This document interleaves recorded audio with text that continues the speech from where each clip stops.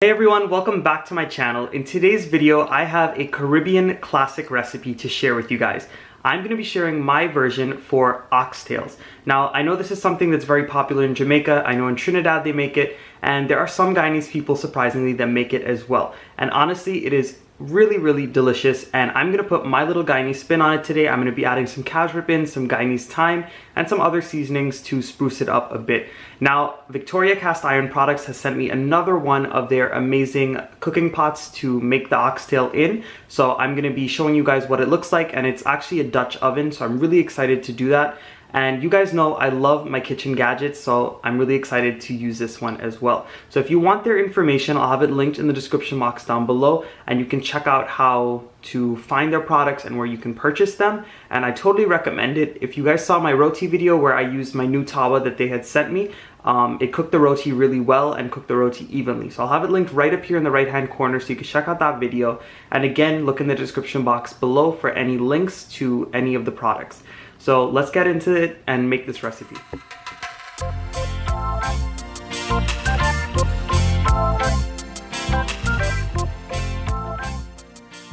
So this is what the cast iron pot looks like, and before I get ready to cook in it, I just wanted to show you guys the instructions that are sent with it. It's very easy to use. All you need to do is make sure you wash it really well. You're going to dry it, and then we can put it onto the stove to go ahead and cure it or season it a little bit. Now I wanted to mention, do not use a towel that has a lot of fuzzy things all over it, because it will end up just sticking to that cast iron and being hard to get off. So I went ahead and I took my cast iron Dutch oven and I gave it a quick rinse. And now at this point, once it is completely dry, you're going to go ahead and put it up to heat up on the stove. You want to make sure it's fully dry, because if it's not and it still has water and it starts to heat up, the material on the coating can actually start to peel off, and we do not want that. So once it heats up, I'm going to go ahead and add in just a little bit of light tasting oil, and I'm going to go ahead and brush it all over the inside. This is basically just seasoning the pan, so this way nothing sticks, especially if this is the first time that we're using the pan. Every time you're done using your cast iron materials, you want to go ahead and heat it back up and oil it a little bit, and then let it cool back down, so this way you can keep seasoning it every time after you cook it. So now that my cast iron skillet has heated up and I seasoned it just a little bit, I turned the heat off and I moved it to the side, and now we can move on to making the actual oxtails. So I have some beautiful oxtails in my bone. I've cleaned them and I've washed them really well. Now remember, I don't really eat beef products, so my family will be enjoying this today, but I do know how to cook them because they do request some of these recipes every once in a while. So basically what you're going to go ahead and do is take those oxtails after you wash and clean them. You're going to add on some salt to taste, a little bit of black pepper, and we're also going to go on with some Guyanese dried thyme, some garlic powder, as well as some paprika. Basically, we want to season the meat a little bit and just build up those flavors. So this way, when we go to brown and cook the meat, it has something to soak up and something to flavor it really well. If you're just to add it in the pot just like this, yeah, you might make a pretty good oxtail, but I promise you it will be even better if you season it beforehand. I also wanted to mention that I added in 2 bay leaves, and what I'm going to basically do now is toss it up with a pair of tongs. If you wanted to, you can go in with your fingers and massage it as well to get everything nice and evenly distributed all over the oxtails. Now you have 2 options here. You can cook it right away like I'm going to, or if you have the time, you can season these the night before or a couple hours before you're going to cook it. I promise you, if you go ahead and cook it right away, they will also taste amazing. But if you leave it overnight, they'll taste amazing as well. So once you've seasoned your meat and you're ready to start cooking, you're going to heat up your cast iron pot. You're going to heat up a little bit of oil in the bottom. I'm using canola oil today, but you can use any other type of oil that you want. And then you're going to go ahead and add in all of your oxtails. Now I'm using about 6 large thick cut oxtails today, but if you had the smaller, thinner oxtails, you might want to use about 12. It just totally depends on what you have at your store and what your preference is. My family does enjoy these thick ones as well. And basically once you add it in the pan, you're going to wait a few minutes, and then after a few minutes, I waited about 2 to 3 minutes, you're going to flip it and you're going to see some beautiful brown spots. You're going to brown this oxtail on every side until all of the sides are coated with a nice brown film all over the top. The reason you want to do that is because we're adding flavor here, and when you brown the oxtail, the end product will not be gray. The meat won't look gray. It'll be nice and brown, and that's what you want. It's more appealing once you brown it. So I'm going to go ahead and brown it on each side, and then I'll come back and show you what it looks like. So as my oxtail was browning, I went ahead and I covered the top of the pot just a little bit. I wanted the oxtail to release any of its juices that it has. The reason why I do that is sort of out of habit. Whenever I make any type of curry or anything like that, I always like to brown the meat really well in the spices. So this way, any of that rank water, like Guyanese people call it, or any of the natural juices come out of the meat and they burn out. So this way you don't get any gamey or raw flavors when you're done cooking the meat. So I'm going to continue to let it brown. I'm going to cover it. And once it finishes drying up and browns on all sides, then we can move on. So this is what my oxtail looks like after I finish browning them. I had the pot covered off and on for maybe about 15 to 16 minutes. And as you guys can see, they browned all over and there are no longer any juices coming out from the meat. It's nice and dry and browned. So I just went into my pot with a little bit of celery and I went in with one wiri pepper. You can use as much or as little hot pepper as you want. I went ahead and just added it in whole so this way it can give a nice peppery flavor, and I'll go ahead and serve it with some pepper sauce if anybody wants to eat it spicy. And the celery is also going to add a really nice savory flavor to the dish.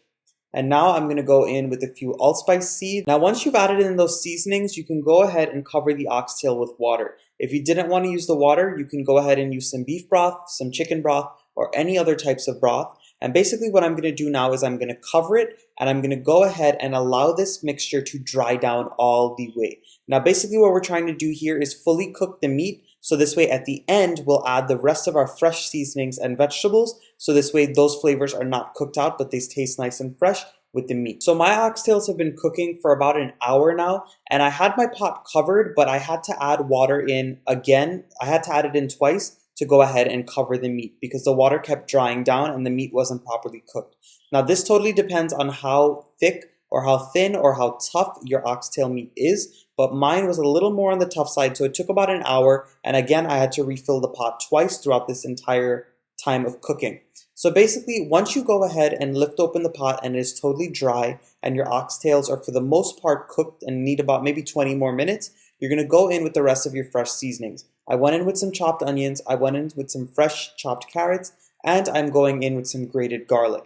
Basically what you're going to do here is you're going to stir these veggies around with the cooked oxtails and you're going to fry them or saute them a little bit on a medium heat until those veggies soften up a little bit. And after you go ahead and add in the carrots, onions, and garlic, you're going to go in with a little bit of cashrip. Now, if you guys need to find cashrip, go ahead and head over to buyeasy.com and use my code MGC15 to save 15% on your order. Not only can you buy cashrip on the website, but you can buy literally any other West Indian or Caribbean products on that website. So go ahead and check them out.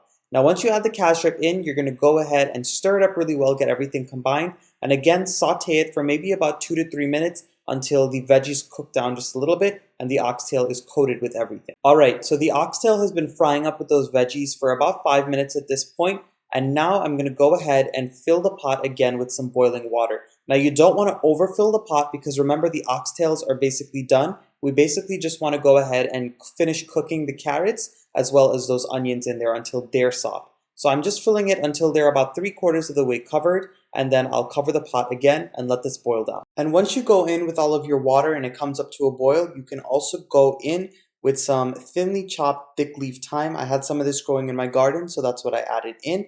And you can of course go in with a little bit more of that dried Guyanese thyme or regular thyme. And as you guys can see, I have another wiri pepper floating in the distance in that pot. It's been another 15 minutes after I added in that water. And as you guys can see, it's a really nice rich brown broth.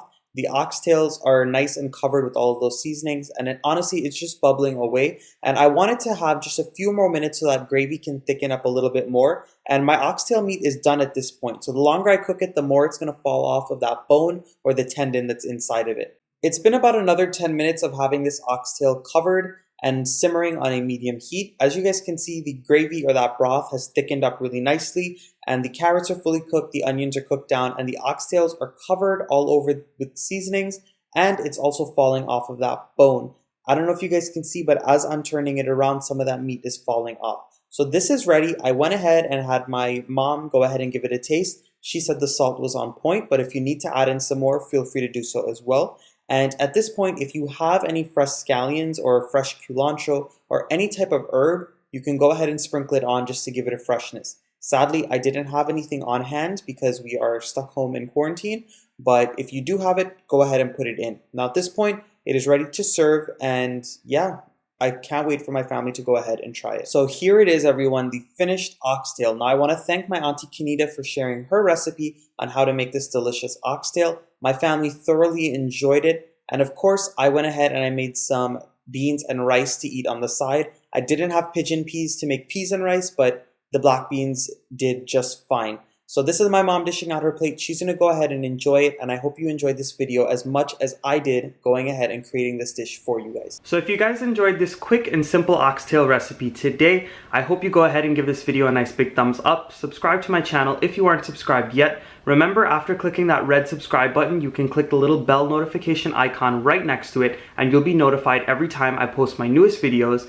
And of course, leave all of your wonderful comments down below. I hope you guys are staying home and staying safe, and I'll see you guys again very soon.